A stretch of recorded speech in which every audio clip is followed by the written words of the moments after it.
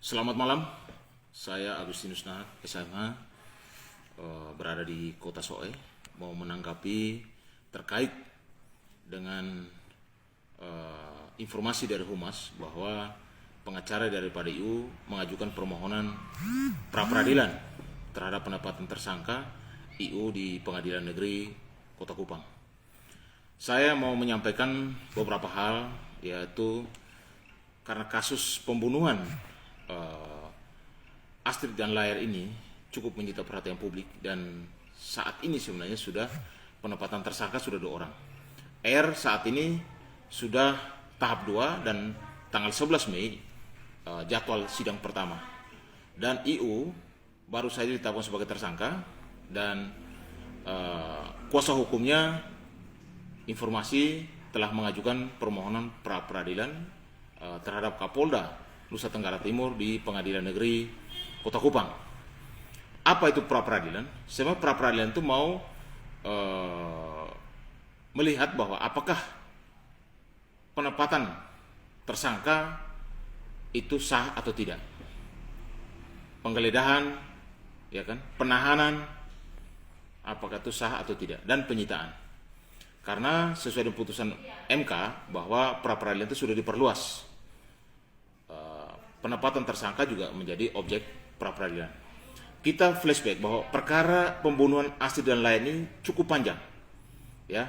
Oleh karena itu, saya melihat bahwa kepolisian Polda Nusa Tenggara Timur sebenarnya sudah melakukan segala upaya dan langkah-langkah untuk supaya menetapkan IU sebagai tersangka itu udah pasti sudah melalui proses baik lidik, sidik, ya, dan penempatan tersangka, bahkan pemanggilan sebagai saksi. Karena ini prosesnya panjang, saya rasa polisi juga tidak serta-merta untuk menetapkan IU sebagai tersangka. Namun demikian, ya, pra-peradilan itu adalah hak dari para tersangka.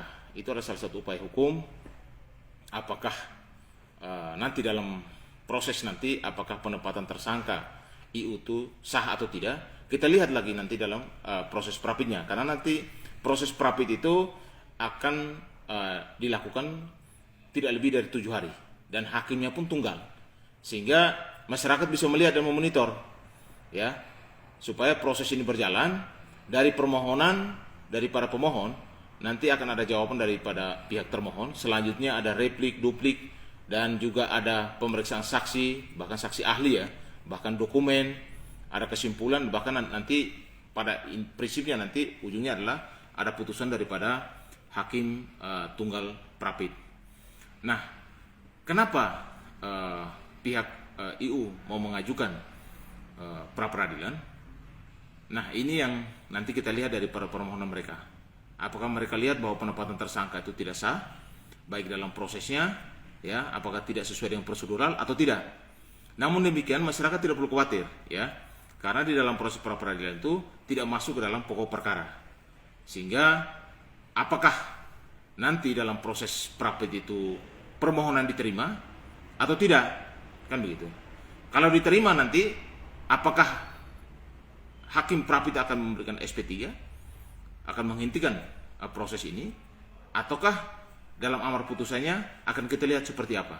Karena ini kan tidak masuk dalam pokok perkara. Ini hanya prapit itu akan menilai terkait dengan prosedur daripada penempatan tersangka, penahanan, penggeledahan, dan penyitaan.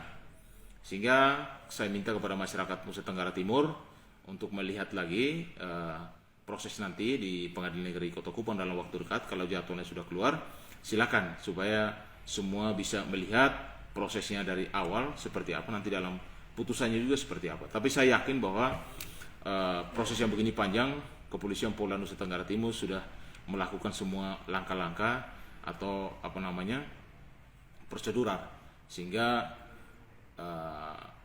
kemungkinan kecil, ya, proses daripada pra-peradilan kuasa hukum daripada Ira itu dikabulkan oleh hakim konstitusi, hakim prapit, mohon maaf, hakim prapit. Oleh karena itu terima kasih untuk semuanya waktu dan kesempatan. kepada seluruh masyarakat NTT bahkan Indonesia untuk bisa memonitor bahkan melihat perkara ini dengan seksama. Terima kasih, selamat malam.